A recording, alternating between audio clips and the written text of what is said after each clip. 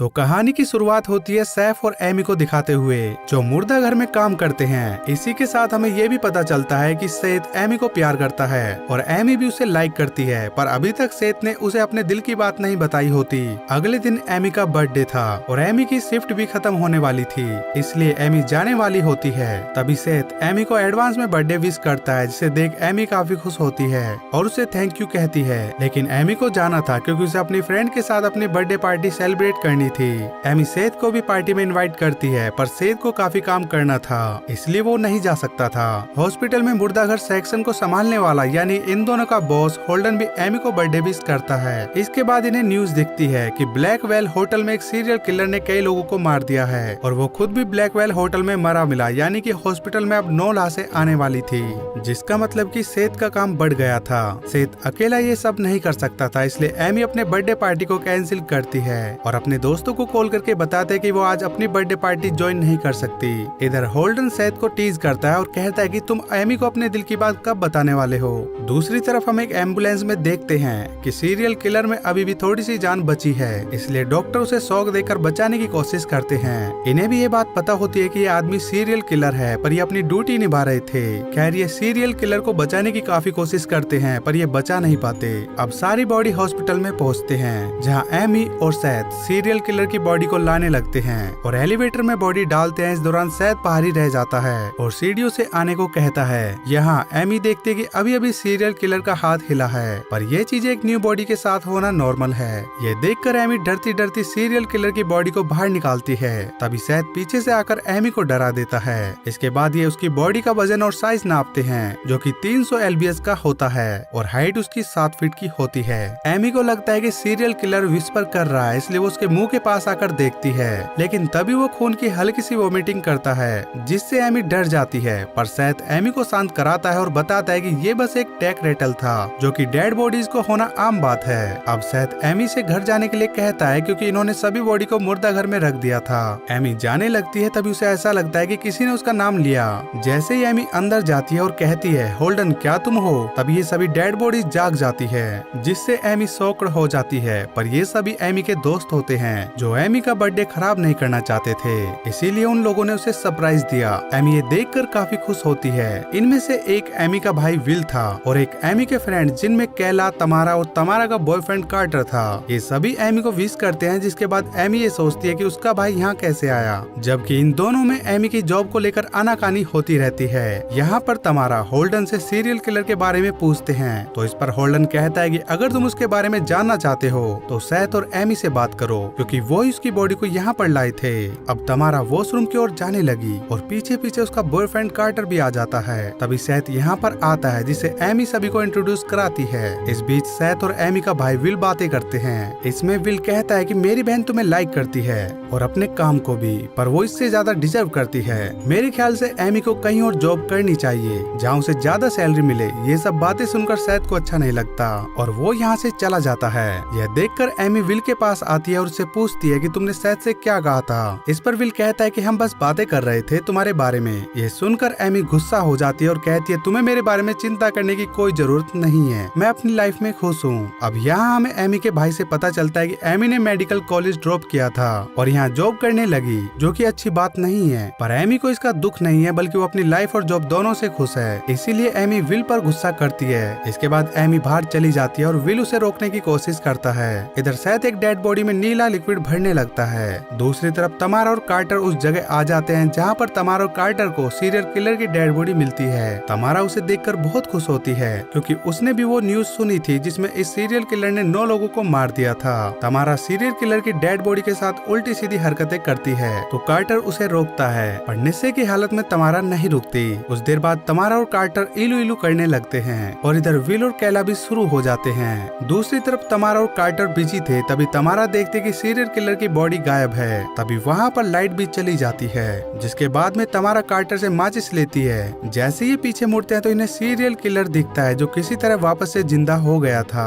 Serial killer इन दोनों पर हमला कर देता है, पर तमारा किसी तरह से बचकर भाग जाती है। इधर सीरियल किलर अपनी मॉम की डेड बॉडी को बाहर निकालता है, जिससे उसे वही चीजें याद आने लगती है जब उसकी माँ उससे कहा करती थी कि लोगों की गलतियां उनके पापों को देखो और उन्हें सजा दो। कार्टर घायल पड़ा था, वो भागने की कोशिश करता है, पर सीरियल किलर उसे उठाकर फेंकता है। इसके बाद ये यहाँ पर पड़े एक मास्क पहन लेता है और सभी को मारने के लिए एक हथियार चुनता है। दूसरी तरफ एमी विल और कैला को देख लेती है, जिसके बाद वो करते करते रुक जाते हैं। इधर होल्डन को तमारा की चीखने की आवाज आती है। वो उसे देखने के लिए निकल पड़ता है, जहाँ उसका सामना सीरियल किलर से होता है। इससे पहले कि होल्डन कुछ समझ पाता, सीरियल किलर अपने हैंगर से होल्डन को खींचकर गिरा देता है। होल्डन चीखने चिल्लाने लगता है, जिसकी आवाज सुनकर एमी, विल और कैला तीनों नीचे आते हैं, जहाँ पर एमी कहती है कि डेड बॉडी कहाँ गई। कैला कहती है कि कौन सी डेड बॉडी। इस पर एमी बताती है कि उसी सीरियल किलर जैकब की बॉडी, जिसने ब्लैकवेल होटल में 9 लोगों को मार दिया था। विल को यहाँ खून लगा हुआ दिखता है, जिस पर एमी उसे खोलती है और जब उसे बाहर निकालते हैं तो मरे हुए कार्टर को देखकर उनकी चीख निकल जाती है। तभी यहाँ की लाइट फिर से चली जाती है। इनके पास इनका फोन नहीं था, क्योंकि फोन को होल्डन के लॉकर में रखना पड़ता था। इसीलिए एमी अपने भाई से लाइटर मांगती है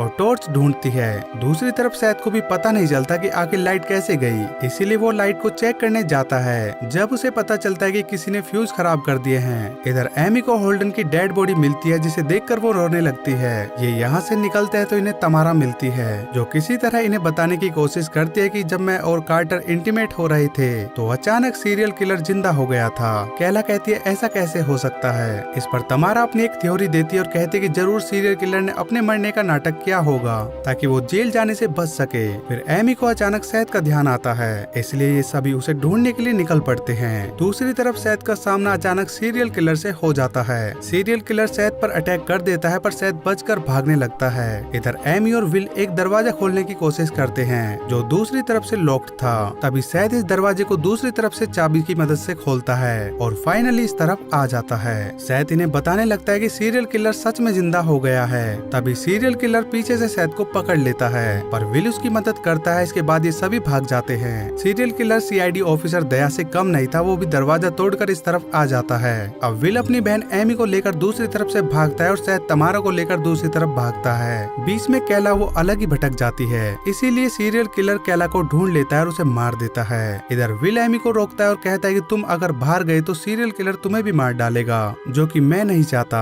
सैथ और तमारा जहाँ छिपते हैं उसकी दूसरी साइड एमी और विल थे, जो सीरियल किलर को देखकर झुक जाते हैं। सीरियल किलर इन्हें ढूंढने लगता है, तभी एमी उसका ध्यान भटकाने की कोशिश करती है ताकि सैथ और तमारा भाग सके। पर जैसे ही तमारा भागने की कोशिश करती है, सीरियल किलर उसका गला काट देता है और उसे वहीं पर मार देता है। इसके बाद विल शीशे तोड़ता है और सैथ से भागने के लिए कहता है। सैथ इस तरफ आ जाता है, जिसके बाद वे तीनों यहाँ से भागते हैं। पर तभी सीरियल किलर दरवाजा तोड़कर बाहर आता है और विल पर अटैक कर देता है। अब विल को जब पता चलता है कि कार्टर मर गया है, तो उसने उसी टाइम अपने पास एक चाकू रख लिया था, जिसे वो सीरियल किलर पर अटैक कर देता है। पर सीरियल किलर उसी चाकू से विल को स्टैब कर देता है। विल इनसे भागने के लिए कहता है, जिस पर सैथ एमी को लेकर भाग जाता है। अब सैथ एमी से कहता है कि हमें भागना होगा, पर एमी कहते हैं कि नहीं, मेरा भाई जिंदा है और हम उसे बचाए बिना नहीं जाएंगे। ये दोनों पूरी तरह से हॉस्पिटल के उसी टाउन एरिया में आते हैं, जहाँ पर इन्हें विल मिल जाता है, जो कि अभी भी जिंदा था, पर विल के मुंह पर टेप लगा था। वह उन्हें कुछ बताने की कोशिश करता है। ये विल के मुंह से टेप हटाते तो विल कहता है कि भागो यहाँ से,